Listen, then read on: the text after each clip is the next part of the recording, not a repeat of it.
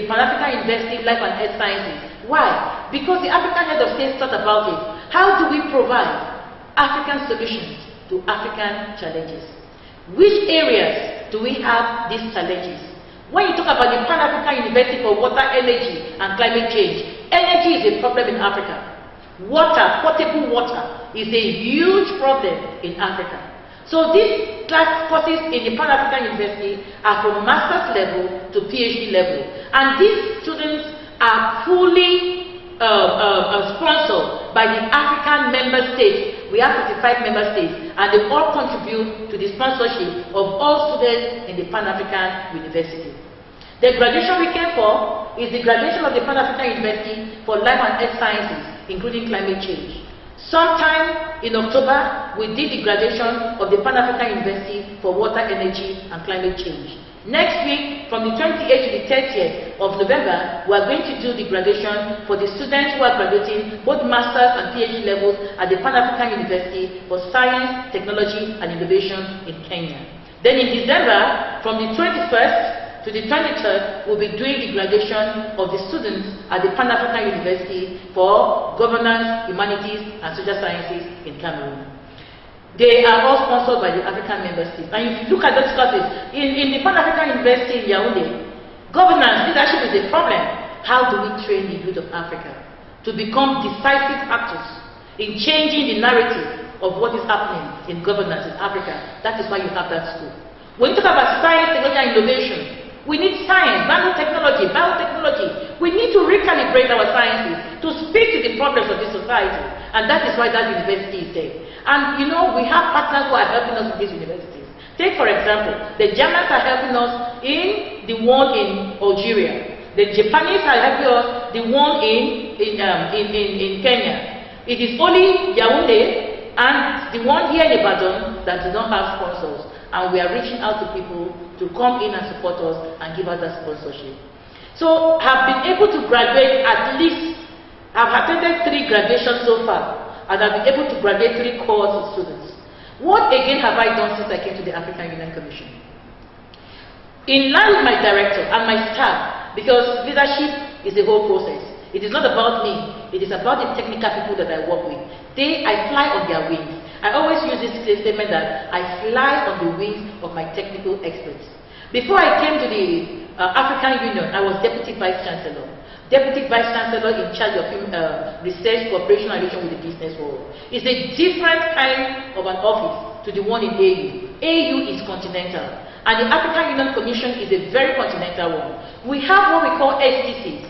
STCs are known as Specialized Technical Committees in the African Union. These specialized technical committees are in different areas, different thematic areas. For my department, and for the mandate of my department, we have the STC-EST, that is the Specialized Technical Committee on Education, Science and Technology.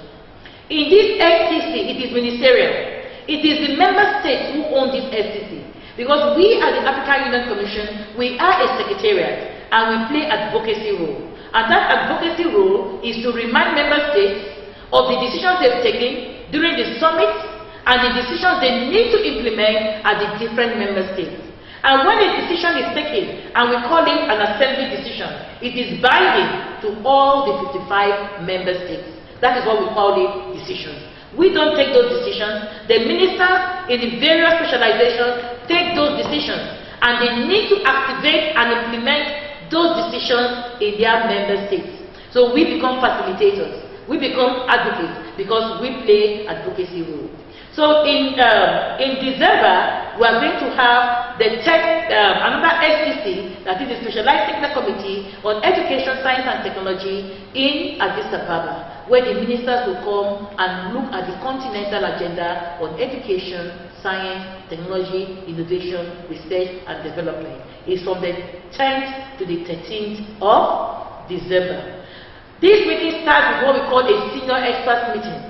These are the senior experts of the various ministries of scientific research, ministries of higher education, secondary education, all over. They come for these meetings and they sit down and they talk about continental strategies or continental plans that can help us to move beyond rhetoric. Because what we need to do for the Africa we want, that integrated, prosperous and peaceful Africa that we seek for. There are so many things that can make a country integrated or a continent integrated. When we talk about peaceful, there are so many things that contribute to peace education. And those things are the things that we need to think about. It is normally said that a hungry man is an angry man. When somebody cannot have 3 square meals, even the normal 2 square meals, or even the 1 square meal, they become angry and things don't move in that society. How do we talk about zero hunger? How do we speak health for all? How do we speak employment possibilities? Because in 2016, 2017, the theme of the African Union, because every year the African Union has a theme. The theme for the African Union in 2017, when I joined the African Union, was harnessing the demographic dividend through investment in youth. Africa is a youthful population.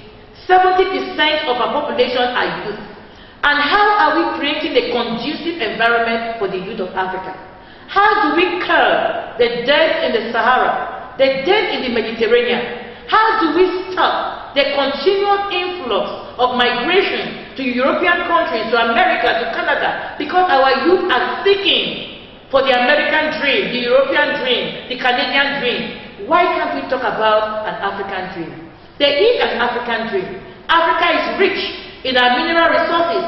If I begin to cite quotations from Pan-Africanists like Kwame Nkrumah, Dr. Kwame Nkrumah, or Julius Nyerere, you will see that what they said 50 years ago is still reasonable and accountable to the Africa of today. But the question is they thought about these things that time, why have we not executed? It is because we have become cemeteries. Cemeteries of workshops, cemeteries of conferences, cemeteries of decisions. There is no action. We don't go beyond rhetoric. There is need to go beyond rhetoric.